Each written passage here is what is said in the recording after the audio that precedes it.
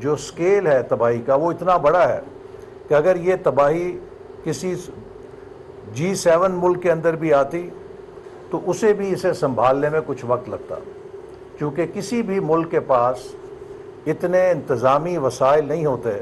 کہ وہ اتنی بڑی قدرتی آفت کا فوری طور پہ اس کو سنبھال سکے یا اس کا مقابلہ کر سکے۔ لیکن اس کے باوجود ہم نے ماضی میں بھی بڑی بڑی قدرتی آفات کا سامنا بھی کیا ہے، کامیابی سے مقابلہ بھی کیا ہے۔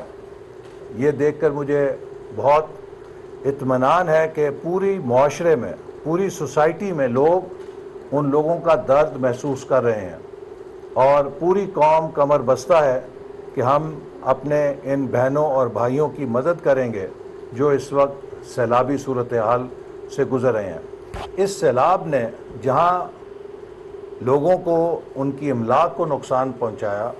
ہماری زراعت کو بھی بہت زیادہ نقصان پہنچایا، اور خاص طور پہ ٹماٹر اور پیاز کی فصل اور سپلائی ان سیلابوں سے بری طرح متاثر ہوئی ہے، کیونکہ ان کے لیے صوبہ سندھ اور صوبہ بلوچستان میں بہت زیادہ وسیع کاشت ہوتی تھی، اور اس ڈسرپشن کی وجہ سے مارکیٹ میں ان دونوں آئٹمز کی قیمتیں بھی بہت تیزی کے ساتھ اوپر کو گئی ہیں۔ ہم نے آج ایک پرائس مانیٹرنگ میکنزم کو دوبارہ فعال کیا ہے، جو پہلے وزارت خزانہ میں کام کرتا تھا، اب اسے ہم نے پاکستان بیورو آف اسٹیٹسٹکس کے ذریعے پلاننگ منسٹری کے اندر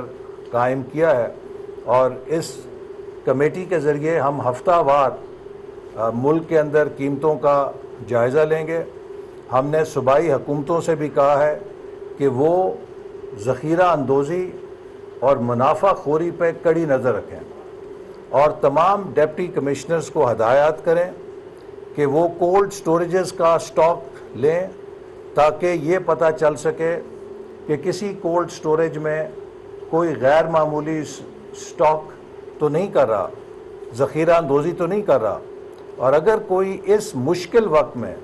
کہ جب پاکستانی قوم پہ یہ افتاد پڑی ہے ذخیرہ اندوزی اور منافع خوری کرتا ہوا پایا جائے تو اس کو سخت سے سخت سزا دی جائے، کیونکہ وہ پھر کسی رعایت کا مستحق نہیں ہے۔ حکومت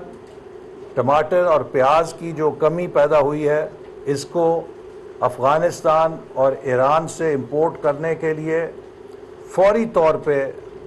امپورٹرز کو اجازت دے چکی ہے، اور ہمیں امید ہے کہ انشاءاللہ تعالی افغانستان اور ایران سے سپلائی آنے کے نتیجے میں جو مارکیٹ میں پرائسز ہیں وہ سٹیبلائز ہوں گی۔ اسی طرح ہم اس بات کو بھی مانیٹر کر رہے ہیں